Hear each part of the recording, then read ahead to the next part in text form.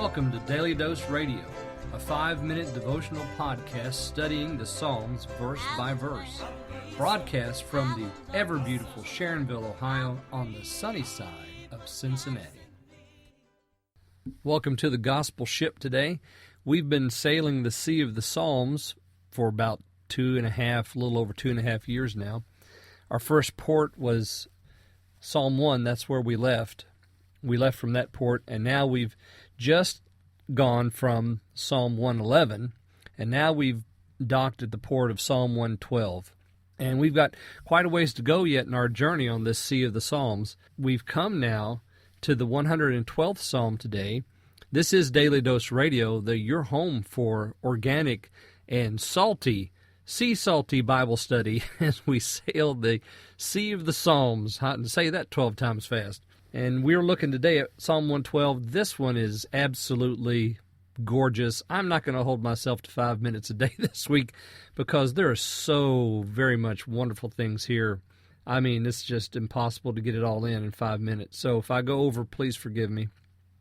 We're looking at the blessed man this week. Psalm 112 is, it is as Psalm 111, but it is not as Psalm 111 because it's like it in that it's another acrostic, and it starts the same way with the Hallelujah. So this is another Hallelujah song that the psalmist has written. And then we have the acrostic that's being used here. And remember, this is not a miktam, but the acrostic is a mnemonic device, so it must be a teaching psalm. And it's like 111, but it's not, because it's like it in that it's an acrostic, but 111 was about the Lord's great works. Now this psalm is going to be about the blessed man. But these two psalms are so connected, you could never separate them in the Psalter. You could never put them somewhere else where they aren't beside each other. We don't have a superscript here, but I did find a note that in the Vulgate, there is a note that says it is attributed to Zechariah and Haggai after the people have come back from captivity.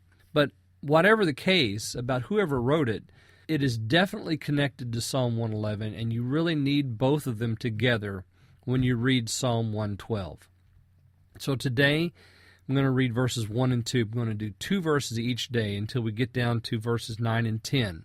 This psalm is about the blessed man, his blessing, his righteousness described, and then the curse of the enemy.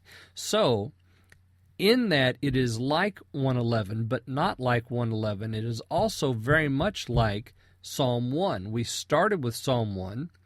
That was our port of departure in Psalm 1. And now we've come to Psalm 112. And let me read for you about the blessed man. Praise ye the Lord. Blessed is the man that feareth the Lord, that delighteth greatly in his commandments. His seed shall be mighty upon the earth. The generation of the upright shall be blessed. So the blessed man is being described, and his blessing begins right here. Blessed is the man. Now, as I said, this is very much like Psalm 1. So we go back to Psalm 1 and we find the blessed man described there. And so we're going to learn more about the blessed man. And actually, we've learned a lot about the blessed man all through the Psalter up to this point. But now we're going to get some more features about him. First of all, verse 2, his seed shall be mighty upon the earth. The generation of the upright shall be blessed. So not only is the blessed man blessed, but his descendants are blessed. Let me read for you something that Adam Clark has to say about this, the first verse, actually, verse 1. He says, "It is not enough to fear God." And you notice that it says there, "Blessed is the man that feareth the Lord." Adam Clark said, "It is not enough to fear God. We must also love him. Fear will deter us from evil. Love will lead us to obedience. And the more a man fears and loves God, the more obedient will he be, till at last he will delight greatly in the commandments of his Maker." And that's exactly the idea here. The blessed man is blessed because he fears the Lord, but more than that, because he delights in the Lord. And that delight leads to certain blessings. And the first one here is his seed shall be mighty. And that's not only his posterity, but I think it's also the seed that he scatters in the earth. His declaration of the fear of the Lord, his declaration of delighting in the Lord. for us in the church, it would be the spreading of the gospel news about Jesus and his work on the cross and in the empty tomb. All of that would be part of the seed. And that seed is mighty upon the earth because it's blessed by God. And there's a generation that will spring up from it. The generation of the upright shall be blessed. So the blessed man not only is a blessing for himself and his family, but there's a blessing that happens after him.